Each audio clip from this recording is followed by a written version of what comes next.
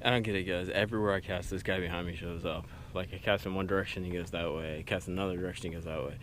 It's a freaking big one, and we got it on the wrong. Oh my God, dude. It's a freaking 10-pounder. We're going giant hunting. Care about pin dickers, care about little fish. Giant hunting. That means big. Stay tuned. Nice. Love that go.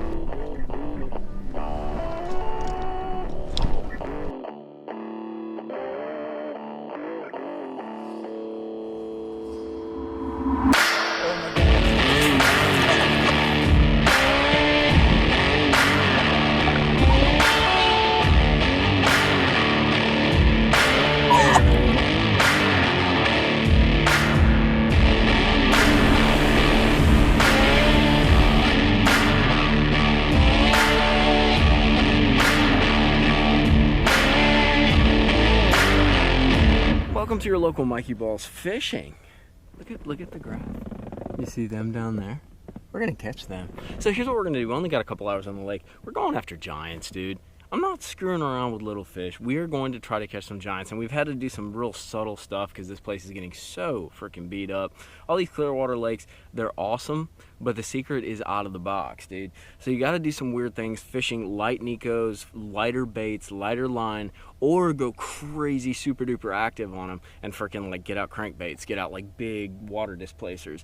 So that's what we're gonna do. We're gonna idle till we see something that looks promising, because that's always the key. You put your work in, you put your time in. A lot of these guys don't understand that because the fish move and things change, but you put your time in and you only fish for the things that you want to fish for. And that's what we're gonna do. It doesn't always pay off, but when it does pay off, you get a shot at a double digit. And that's what we're gonna go after. So mikeybalzz fishing, double digit hunting.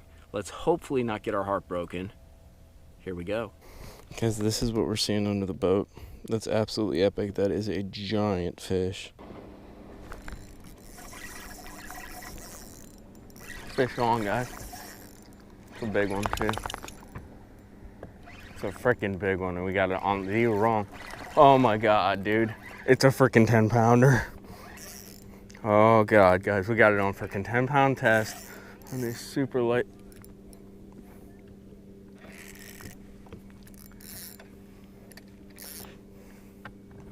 Oh God. And she broke off. Knew it. Guys, I'm freaking heartbroken. We just lost one, and it's totally my fault, but it was probably 10 or 11. Dude, the thing, I freaking hooked it on this new lighter rig, like Neko Rig I've been throwing, and I only had 10-pound test and a super duper light rod, and I overpowered her, dude. And I freaking put too much pressure on the rod, I broke her off, and I never break fish off. So I don't know if we can get some redemption. We are surrounded here, as usual, but that's the way it works on this lake now. But hoping we can get some redemption. Maybe. Fingers crossed. Guys, let me show you the technique that we're targeting these fish with. And it's something that I picked up when we were fishing with Phytobedo. And it's something I wouldn't have done. I'll be the first to admit it. What it is a Neko rig, which I love doing, but it's totally downsized. This is an 1/8 ounce weight on that head. It's a 5-inch stick bait. It's a Gambler Ace. I usually would throw a fat ace or like a Zoom trick worm, something bigger. I have put a little bit bigger hook in it because I don't want to lose fish. But basically this rig is super light. We're fishing in 20, 25 feet of water, and you really got to wait for it to get down and fish it like dead sticking.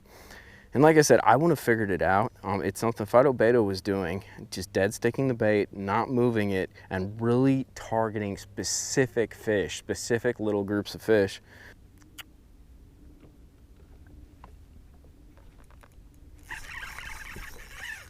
Got one. That's big, guys. Get a little redemption here. I don't know how big though. Oh yeah, it's big. We're not gonna make the same mistake we made last time. Oh dear, it's about 8 pounds. Not as big as the last one, but we hung out for a little bit. We put on that super light Neko rig. We're almost finesse fishing. We got 10-pound fluorocarbon to 12-pound braid. And dude, I put on a little bigger hook, and dude, we are not even moving the bait. But we lost one like 10 or 11. We're surrounded by people here, but there's just a little juice spot that they don't know about. We'd have 20 pounds on 2 fish right now. Oh God, she's giant. There she is. Can't even get out of the water. How about that, guys? She's about 6 or so. Dude just ate that Neko and we pinned her right in the freaking mouth. I don't think she'll make 8. She's probably 6.5, 7. Dude, that is freaking epic. We're gonna let her go though and get right back in there. See you later, honey.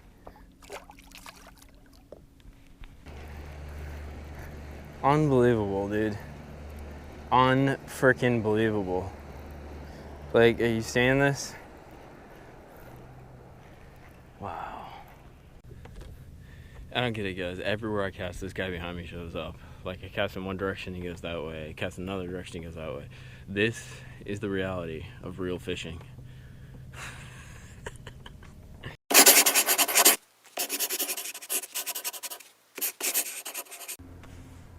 So, funny story. Everything funny happens on the water. Guess what I found? I just snagged this with my crankbait. This. And this probably means nothing to you, but guess what?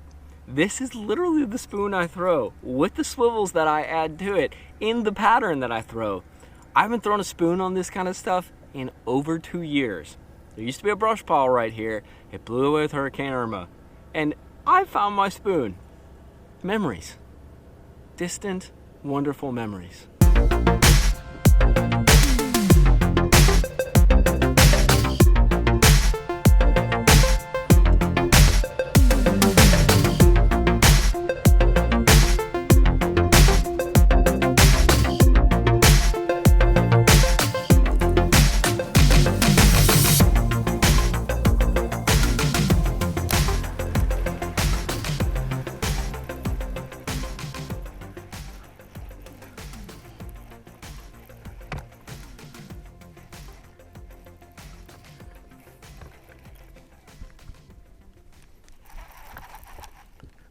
Fish on, guys. It's a giant. Oh dear. Oh dear. It's a freaking monster.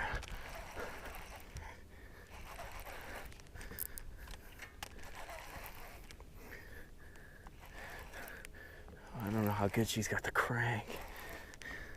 We are surrounded too. Totally surrounded.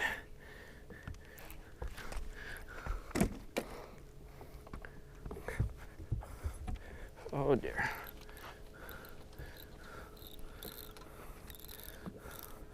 And I have no net. Oh dear.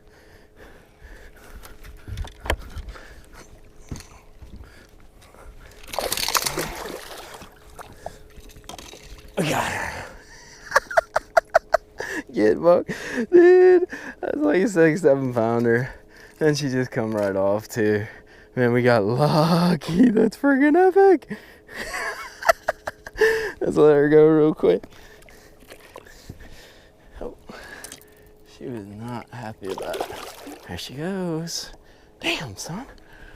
You know, boys and girls, it's always hard to fish around somebody, especially when you get your heart broken like that.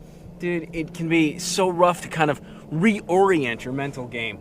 And I'm not always good at it. Like, that's something that I struggle with, dude. You like see some guys catch some fish, you know you're on the juice, you're trying to do what you think is right, and it doesn't pan out. Well, today was a different story. Well, kind of. I got my heart broken. It was a 10-11 pounder on the freaking dinkiest, whippy freaking spinning rod that I have. That's called not planning ahead and not expecting a bite. You know, I saw the big ones, kind of like we talked about at the intro of the video. I saw what I wanted to catch, and I'm like, oh, I'll pick up this light little thing. I'll just, and dude, like, I could have probably landed her on that, but what I needed to do is have my mental game right. Like, I needed to, like, lighten the drag, take my time. You don't horse in a 10, 11 pound fish on a super light spinning rod with 12 pound braid and 10 pound freaking fluorocarbon leader. Using confidence baits, believing in yourself, is really hard to do, but you almost have to set yourself aside. And we run into it on the bank, like you guys might know, but I used to do a ton of bank fishing before all this GoPro stuff happened and all this. Dude, like, years upon years of riding my bike around with a backpack and like 6 rods, dude, bank fishing. I wish I would have had cameras back then. We caught some freaking epic giants and peacocks too down in Fort Lauderdale. It was killer. Reorienting yourself and just staying focused, staying just confident enough to make that next cast is so important when you got guys around. That dude, like, cut us off. Like, literally, man, we'd cast in one direction. He'd go over there. He'd idle over there and start fishing.